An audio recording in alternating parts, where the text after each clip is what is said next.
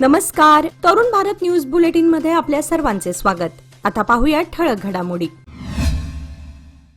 आजच्या ठळक घडामोडी.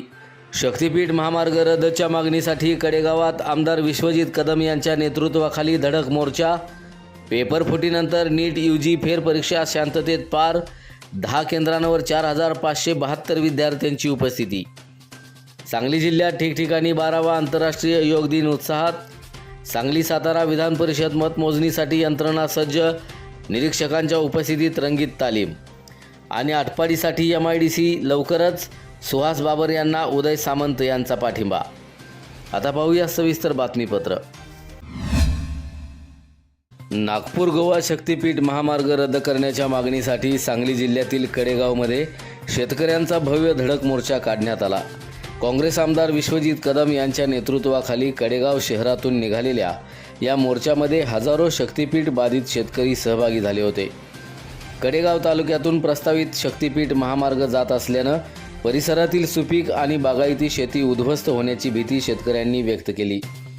या महामार्गामुळे शेतकऱ्यांचं मोठं नुकसान होणार असल्याचा दावा करत आंदोलकांनी केंद्र आणि राज्य सरकारविरोधात जोरदार घोषणाबाजी करत महामार्गाचा प्रस्ताव तात्काळ रद्द करावा अशी मागणी केली आहे. कडेगाव तहसील कार्यालयावर ही धडक देण्यात आली. यावेळी प्रशासनाला निवेदन देण्यात आलं. शक्तीपीठ महामार्गाविरोधातील आंदोलन आणखी तीव्र करण्याचा इशाराही आंदोलकांनी दिला आहे. सांगली जिल्ह्यात आज नीट यूजी 2026ची फेरपरीक्षा शांततापूर्ण आणि कॉपीमुक्त वातावरणात पार पडली. जिल्ह्यातील 10 परीक्षा केंद्रांवर एकूण 4572 विद्यार्थ्यांनी परीक्षा दिली. राष्ट्रीय परीक्षा एजन्सीच्या वतीनं घेण्यात आलेल्या या परीक्षेसाठी प्रशासनानं व्यापक तयारी केली होती. सर्व परीक्षा केंद्रांवर कडेकोट पोलीस बंदोबस्त ठेवण्यात आला होता. विद्यार्थ्यांची ओळख पडताळणी आणि सुरक्षा तपासणी काटेकोरपणे करण्यात आली. जिल्हाधिकारी डॉक्टर मैनाक घोष यांच्या मार्गदर्शनाखाली प्रश्नपत्रिकांच्या वाहतुकीपासून ते परीक्षा संपेपर्यंत संपूर्ण प्रक्रियेवर बारकाईनं लक्ष ठेवण्यात आलं. वाहतूक, वीज पुरवठा आणि योग्य सुविधांसह सर्व यंत्रणा सज्ज ठेवण्यात आल्यानं परीक्षा कोणताही अनुचित प्रकार न घडता सुरळीतपणे पार पडली. त्यामुळे विद्यार्थी आणि पालकांनीही समाधान व्यक्त केलं आहे. सांगली जिल्ह्यात 12वा आंतरराष्ट्रीय योग दिन मोठ्या उत्साहात साजरा करण्यात आला. सांगली जिल्हा प्रशासन, जिल्हा क्रीडा अधिकारी कार्यालय आणि मालू हायस्कूलच्या संयुक्त विद्यमानं मालू हायस्कूलच्या मैदानावर प्रमुख कार्यक्रम पार पडला. यावेळी जिल्हाधिकारी डॉक्टर मैनाक घोष आणि पोलीस अधीक्षक तुषार दोशी यांनीही योगाचं प्रात्यक्षिक करत उपस्थितांना योगाचं महत्त्व पटवून दिलं. तर महानगरपालिकेच्या वतीनं छत्रपती शिवाजी क्रीडांगणावर सामूहिक योगाभ्यासाचं आयोजन करण्यात आलं होतं. आकाशवाणी सांगलीच्या वतीनंही योग दिन उत्साहात साजरा करण्यात आला. तसंच जिल्ह्यातील विविध शाळा, महाविद्यालयं, शासकीय कार्यालयं आणि सामाजिक संस्थांच्या माध्यमातून सामूहिक योगाभ्यास करून आंतरराष्ट्रीय योग दिन साजरा करण्यात आला.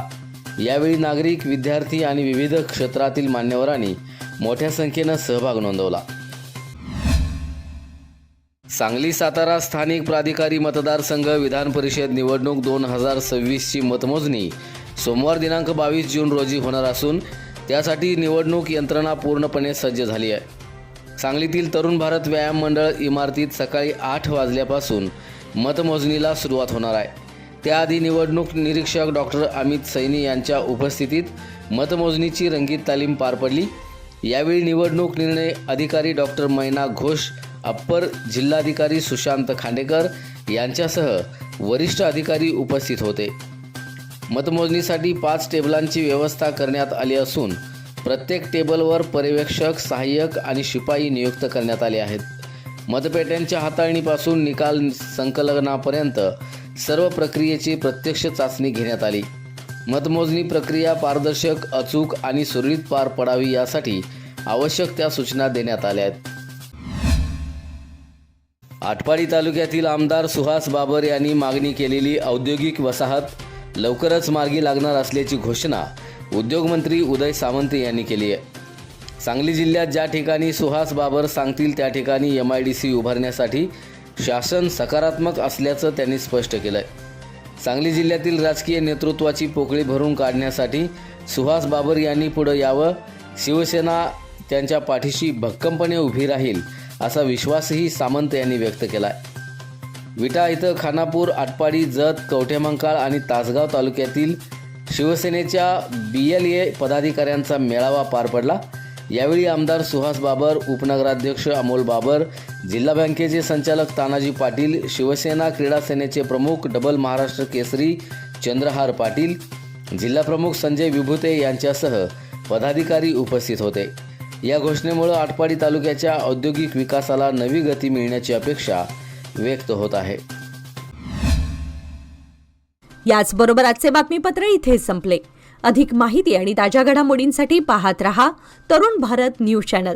तसेच आमच्या चॅनलला लाईक, शेअर आणि सबस्क्राईब करायला विसरू नका। आणि विश्वासार्ह बातम्यांसाठी दररोज वाचा दैनिक तरुण भारत। धन्यवाद।